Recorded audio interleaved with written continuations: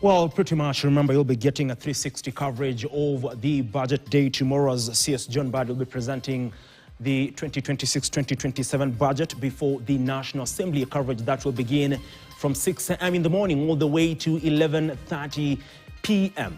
Now, it's time for a brief breather, but before we do, let's have a look at what Kenya's bold newspaper, The Standard, has in store for you tomorrow morning. And on the front page, they say people versus Mbadi. They go ahead to say money matters. Treasury CS John Mbadi unveils a 4.8 trillion budget today, which is tomorrow, after the opposition under the umbrella of United Alternative Government unveiled a rival 4.3 trillion people's budget yesterday, in which they proposed spending cuts, scrapping of SHAR and the housing levy, and increased funding for health and education. They go ahead to say the Kenya Council government is under immense pressure due to soaring fuel prices, rising inflation, and growing resistance to new taxes.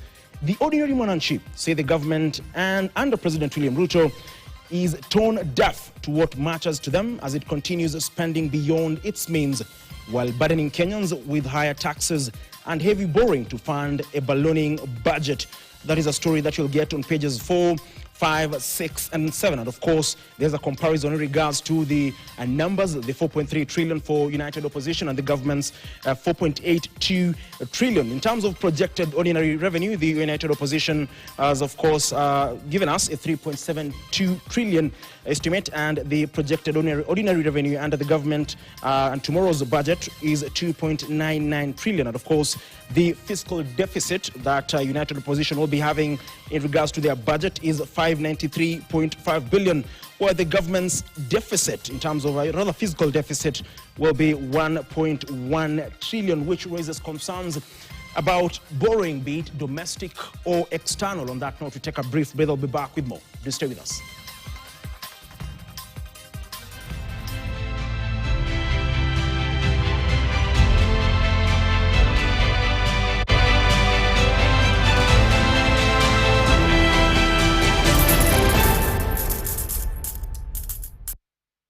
One day, while teaching an oral healthcare class,